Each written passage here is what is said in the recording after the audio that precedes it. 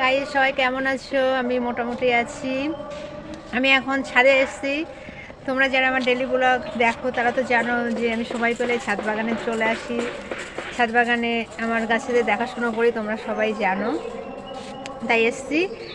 আর camera stand সঙ্গে নিয়ে এসেছি ভিডিও করব বলে, মানে তোমাদেরকে শেয়ার করব বলে। তা কী শেয়ার করব বলতে, আজকে আমার অনেক দিন পরে আমার গোলাপ গাছে গোলাপ ফুটেছে। তাই গোলাপ তো হতেই চায় না, কিন্তু ফুটেছে, সেটাই তোমাদেরকে একটু শেয়ার করব। তাই দেরি না করে চলো গোলাপটা দেখিয়ে নিই। অনেকগুলো গোলাপ ফুটেছিল, কিছু গোলাপ ঝরে গেছে আর কিছু আছে, সেটাই তোমাদেরকে দেখাবো। চলো চটপট দেরি না করে দেখিয়ে নিই।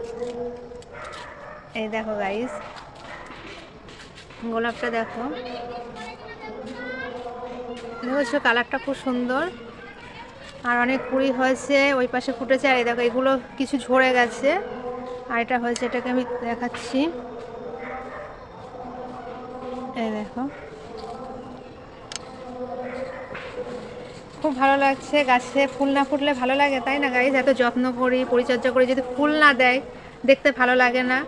তাই এবার গাছে গোলাপ যেই ফুটেছে আমার মনটা আনন্দে ভরে গেছে, তাই সেটাই আমি ভিডিও করছি তোমাদেরকে শেয়ার করব বলে। আর গোলাপটা এত সুন্দর, কালারটা না এক্স্যাক্ট কালার, নো ফিল্টার। এগুলো ফুটেছে, এগুলো ফুটেছে, কিছু কুড়ি আসছে, আবার কিছু ঝরে গেছে। এটাই তোমাদেরকে ভিডিও করছি, তোমাদেরকে শেয়ার করব বলে। আর আরেকটা গাছ দেখাবো সেই সঙ্গে। একটা গাছ বলতে নতুন কিনে আনা হয়েছে, পাতাবাহার টাইপের, মানে পাতাগুলো পুরো লাল লাল কালার, ঠিক না, দুধে আলতা কালার। বললো বসন্তকাল, এপ্রিল মাস, মানে এপ্রিল মাস পর্যন্ত থাকবে, তারপর সবুজ হয়ে যাবে অটোমেটিক। খুব সুন্দর দেখতে লাগছে, তাই তোমাদেরকে একটু শেয়ার করছি, তোমরা দেখো। এই দেখো গাইস, কালারটা দেখো কি ভালো লাগছে দেখতে।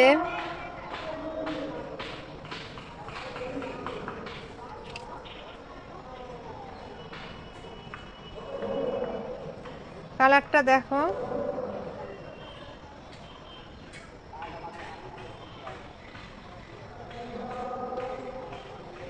একটু দূর থেকে দেখাচ্ছি।